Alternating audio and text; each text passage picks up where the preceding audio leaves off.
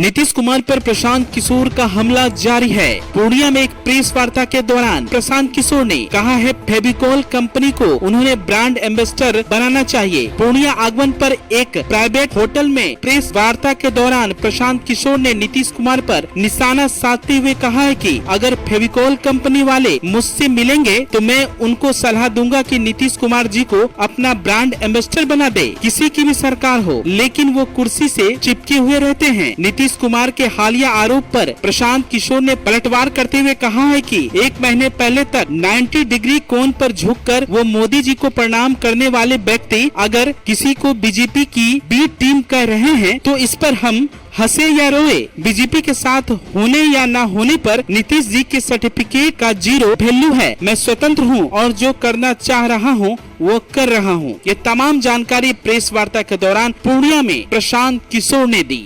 नीतीश जी की कृपा से अब हम लोग को एक नया फॉर्मेशन मिल गया और ऐसा पहली बार नहीं हो रहा है। आप लोग पत्रकार हैं, आपको आपकी मेमोरी को रिफ्रेश भी करते हैं। 2012 के बाद नीतीश जी द्वारा बनाए जाने वाला ये 6वां प्रयोग है। 2012 के बाद 10 साल में ये 6वां प्रयोग है। जब भी प्रयोग उन्होंने कुछ किया है, इसमें एक ही बात कांस्टेंट है, नीतीश जी का मुख्यमंत्री बने रहना, चाहे प्रयोग कुछ भी हो। और बिहार के लोगों की दुर्दशा जो थी उस दिन ब दिन और बदतर होते जाना। बाकी प्रयोग जब भी होता है तो आप और हम उसका मिलकर आकलन करते हैं। लोगों को ऐसा बताया जाता है कि इसी से अब बिहार सुधरने वाला है। अब 2 साल के बाद फिर पलट के दूसरी बात आपने देखा। 2012 में मोदी जी से वो अलग हुए एनडीए से, फिर उसके बाद 14 में हारने के बाद उन्होंने मांझी जी को बना दिया, फिर मांझी जी को हटाया, अपने बन गए, फिर महागठबंधन में जीते, फिर वापस एनडीए गए, फिर वापस महागठबंधन में आ गए। अरे भाई, जहाँ रहना है वहाँ एक जगह स्थिर रहिए। जनता ये समझ तो पाए भैया चाहते क्या है। इसीलिए मैं कह रहा हूँ कि फेविकोल वालों को ऐड का ब्रांड एम्बेसडर अब नीतीश कुमार को बना लेना चाहिए। इससे बेहतर कोई उपाय नहीं है। अपना कुर्सी पर फेविकोल लगाकर चिपके हुए हैं। जिसको उलटना है, पलटना है, जो भी करना है, फेविकोल का ब्रांड एम्बेसडर। मुझे लोग कहते हैं कि थोड़ी ब्रांडिंग की समझ है, जो मैं काम करता था। फेविकोल के ऑनर्स अगर हमको मिलते, ब्रांड मैनेजर मिलते, तो मैं उनको कहता भैया नीतीश कुमार को अपना ब्रांड एम्बेसडर बनाओ, जन जन में आपकी बात, आपके ब्रांड का भरोसा बढ़ जाएगा। आप खोज ही नहीं रहे। आपको कैसे मालूम है कि कोई हमारे साथ नहीं है? मैंने अभी आपको बताया, मैंने दल नहीं बनाया है, कोई धरना नहीं दिया, रैली नहीं करी। राजनीतिक इच्छा तो है सर, सुनिए, राजनीति में जाने की इच्छा है। आप जो घूम रहे हैं राजनीति करने के लिए घूम रहे हैं। अरे अब ये तो आपकी सोच है, ये आपकी सोच है, आपकी समझ है। मैं उसका आंसर दे रहा हूँ कि मेरे साथ कौन है और कौन नहीं है।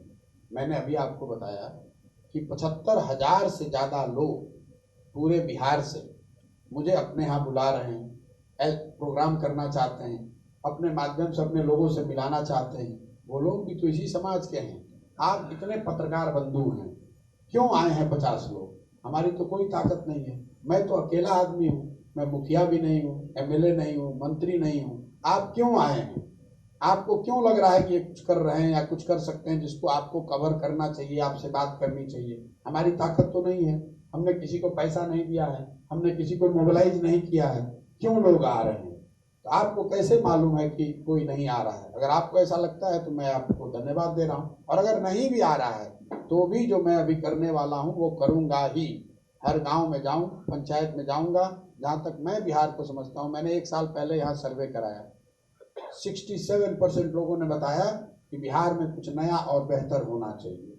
इसका मतलब ये नहीं कि प्रशांत किशोर होने चाहिए, लेकिन जो लोग यहाँ हैं सब लोग तंग आ गया है यहाँ की एग्जिस्टिंग व्यवस्था से। हर आदमी चाहता है, आप लोग पत्रकार हैं, साथ साथ बिहार के नागरिक भी हैं, हर आदमी चाहता है भैया बहुत हुआ, कुछ नया होना चाहिए। नया होने के लिए जो सही पात्र होगा उसको जनता विश्वास करे। चौधरी भी इसी तरह आई थी कुछ नया करने के लिए। अब विधानसभा में क्या जिनका नहीं, ठीक बात है, आपको राजनीतिक समझ हमसे बहुत ज्यादा है, इसलिए मैं उस पर टिप्पणी नहीं करूंगा। अगर आप जिनका नाम ले रहे हैं, उनकी पृष्ठभूमि, उनका प्रयास और मेरी पृष्ठभूमि, मेरा प्रयास, अगर दोनों को आप बराबर करके आंकते हैं तो आपकी विद्वता को छोड़ता हूँ। काम किया है, राजनीति से बहुत क्लोजली जुड़े रहे हैं, अलग अलग नेताओं के साथ, पार्टियों के साथ काम किया है। बिहार में भी मैंने 2015 में काम किया है, जीत भी मिली थी। लेकिन 10 साल के अनुभव के आधार पर मैं आपको कह सकता हूँ कि अगर आप सत्ता का परिवर्तन करा भी दें, अगर सत्ता का परिवर्तन सही लोगों के साथ नहीं हो तो व्यवस्था का परिवर्तन नहीं हो सकता है। तो राजनीतिक क्षेत्र में कुछ बहुत बड़ा या आमूल चूल पर डिफरेंट अगर आपको करना है तो उसका रास्ता समाज से होकर जाता है। सामाजिक स्तर पर जब तक कोई चेतना आंदोलन नहीं करेंगे तब तक राजनीति के क्षेत्र में भी कुछ बहुत बड़ा आमूल चूल परिवर्तन नहीं होने वाला है। बिहार की जो आज स्थिति है वो वर्षों से दशकों से बद से बदतर होती जा रही है, बिगड़ती जा रही है। तो इसको सुधारने के लिए जरूरी है कि यहाँ पर जो राजनीतिक सामाजिक जड़ता आ गई है उसको सुधारने के लिए समाज में जाकर काम किया जाए, समाज को जगाया जाए, समझाया जाए, बताया जाए कि जब तक समाज के सही लोग मिलकर, बिहार के लोग मिलकर प्रयास नहीं करेंगे तब तक हमारी आपकी स्थिति सुधरने वाली नहीं है।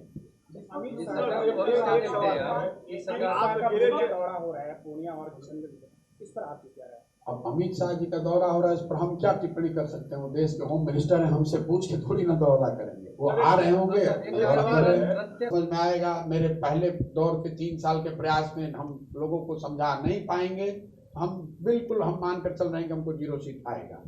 लेकिन अगर लोगों को बात समझ में आई तो इतनी सीट आएगी कि आप गिन नहीं पाएंगे।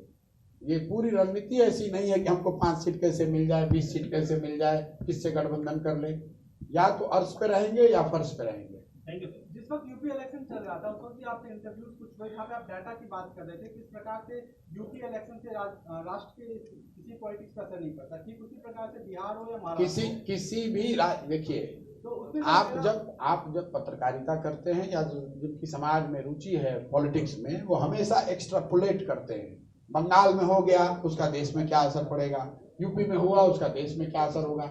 मैं फिर से उस बात को दोहरा देता हूँ, चाहे राज्यों के चुनाव हो या राज्यों में कोई राजनीतिक उठापटक हो जिसकी वजह से कि राजनीति का वहाँ का घटनाक्रम अगर चेंज भी हो जाए, उसका सीधा प्रभाव राष्ट्रीय राजनीति पे नहीं पड़ता है अनलेस कि उसको यहाँ से कोई प्रयास करे और इस चीज को आगे बढ़ाए। अपने आप वो कुछ नहीं पड़ने वाला है।